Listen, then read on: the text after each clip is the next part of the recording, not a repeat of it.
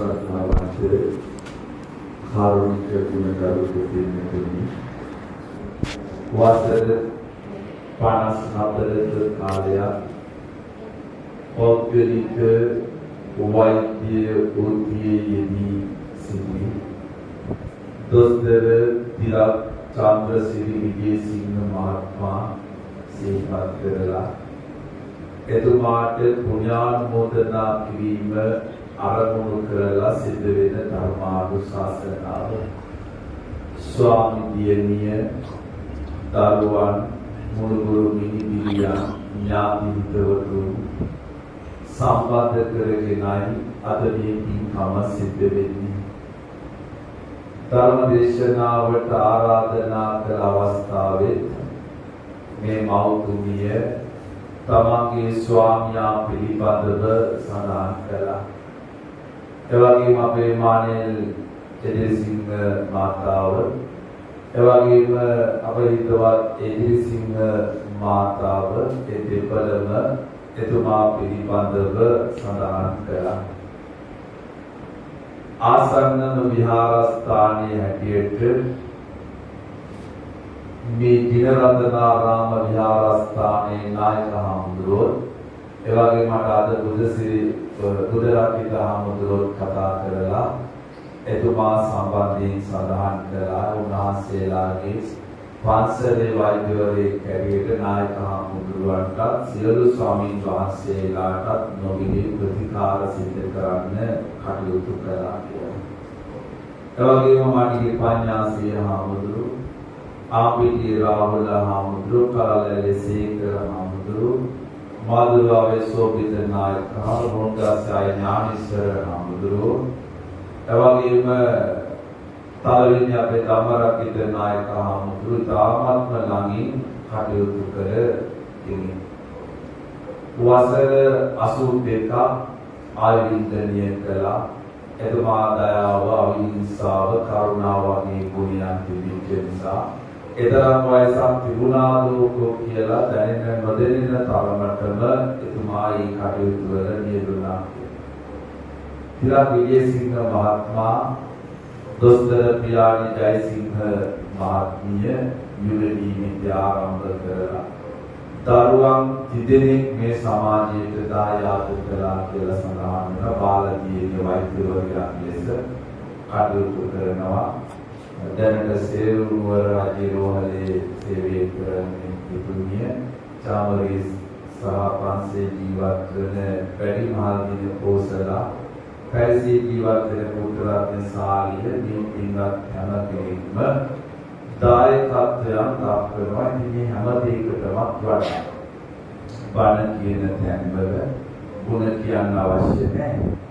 නමුත් මේ සමාජ ජීවිතයේ වටිනකම් හදාගත්තාම ඒ වටිනකම් පාවිච්චි කරලා සමාජය සුවපත් කළාම ඒ සුවපත් වීම මත සමාජයට ලැබෙන ආස්වාදයක් තියෙනවා නම් ඒ ආශිර්වාදාත්මක සිහිපත් කිරීම වරදක් නෙවෙයි.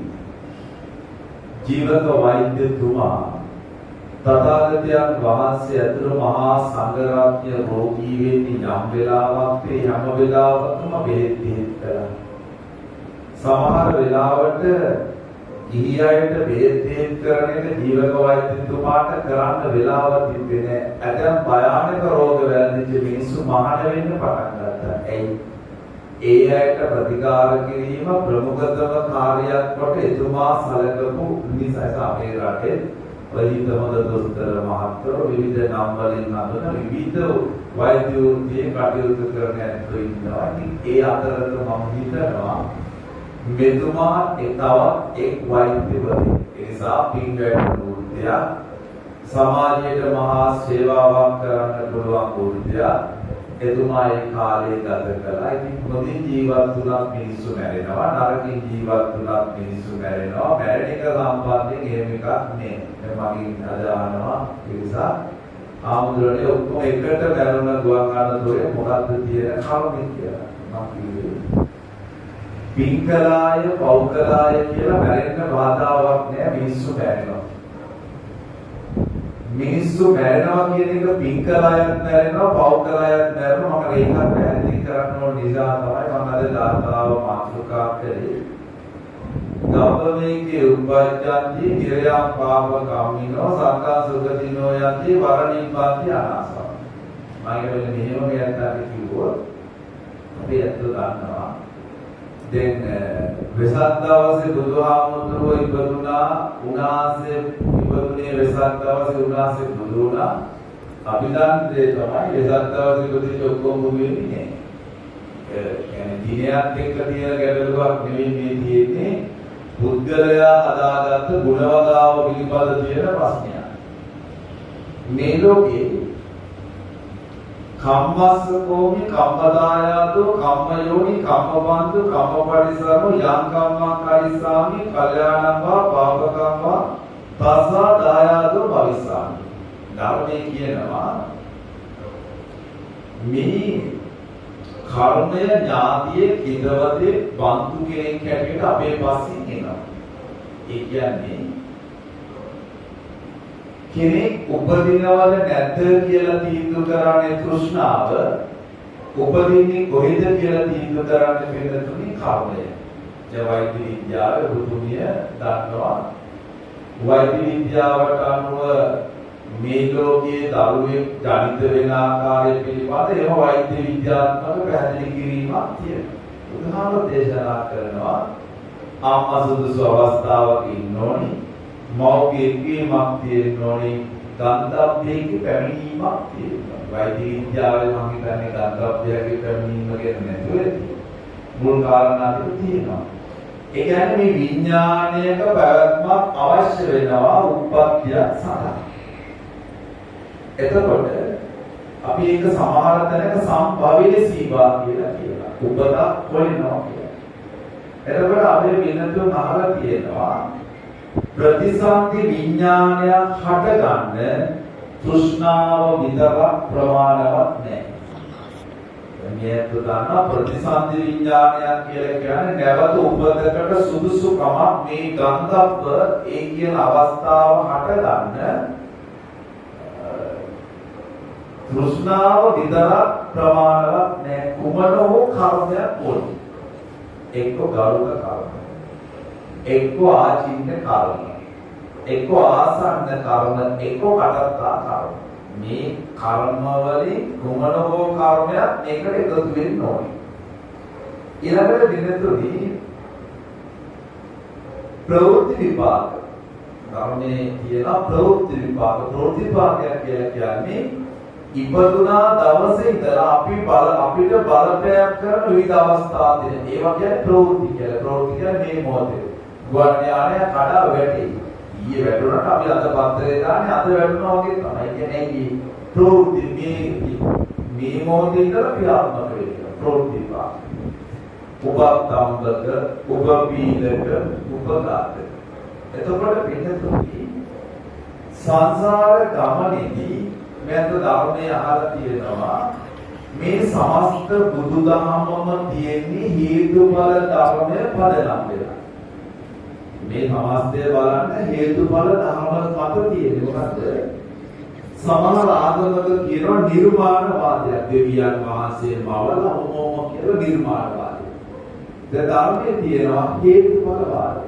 හේතුව කියන්නේ සිද්ධ වෙන ඕනෑම දෙයක් සිද්ධ වෙන්නේ අහේතුක අප්‍රත්‍යයෙන්. හැම දෙයකටම හේතුවක් තියෙනවා. ඉමාස්මින් සති ධම්මෝ ඉමාස උපාදා ඉදං උප්පජ්ජ ඉමාස්මින් ආසදිදා නොඉමාස නිරෝධා ඉදං. මේ ඇති කාලේ මේ ඇති. මෙය උපදීනේ මේ උපදී. එකක් මත තමයි හැම වෙලාවකම තවත් එකක් තියෙන්නේ. දැන් විද්‍යාසිංහමාත්ම ජීවත්තරයි කියන මම හිතන්නේ අද දවසේ මනක් මේකද නෑ. එතුමා නැතිවීම කියන හේතුව මත තමයි අද දේශනාව කියන ඵලය හටගන්නේ. දැන් කෙනෙක්ගේ මරණයට දැන් වෛද්‍ය විද්‍යාවේ විවිධ හේතු තියෙනවා. වෛද්‍ය විද්‍යාවේ හේතු අතරට දැන් බුදුදහම කියනවා ආයුෂ්මාන විඥාන. ආවසනේ උස්කප්දේ විඥානේ මේ තුන නැති වුණාම අපි කියනවා මරණ කියලා. නාඩි වැටෙන්නේ ඇඟ සීතලයි ක්‍රියාවට ප්‍රතික්‍රියානේ ඇස් දීපට චක්කු විඥානයේ නේ කන් දීපට සෝත විඥානයේ නේ දිව තිබ්බට ජීවහා විඥානය නෑ. කය තිබ්බට කාය විඥානය නෑ. මනෝ විඥානය. වෙනතුනි මම දැන් අපි සමාජ ජීවිතයේදී මෙයන්ට දන්නවා දැන් කනට ශබ්දයක් ඇහුනහම අපි එතන හදාගන්න සෝත විඥානේ. එතකොට ඒකත් එක්ක හැදෙන සෝත සම්පස්සජා වේදනා. කාය සම්පස්සජා වේදනා. චක්කු සම්පස්සජා එහෙම වේදනා 18ක් තියෙනවා. අපි ධර්මයේ දන්නවා වේදනා 18. දැන් ওই වේදනා 18 තමයි අපි කියන්නේ අපයි කියනවා 6. දුකයි කියනවා 6. අනිත් අයගේ අදහසක් නැහැ. කියන්නේ චක්කු සම්පස්සජා, සෝත සම්පස්සජා, කාණ සම්පස්සජා, ජීවා සම්පස්සජා, කාය සම්පස්සජා, මනෝ සම්පස්සජා 6යි. ඔක වෙන්න තුනේ. සුඛ දුක්ඛ දුක්. මොකද මේ වාඩි වී ඉන්නකොට හැපයි ටික වෙලා ඉන්නවා නැගිටිනවා තමයි. ආයෙත් විද්‍යාවේ ඉන්නවා ඊට වඩා හැපයි. ඒක වගේ දිනවා රැයකම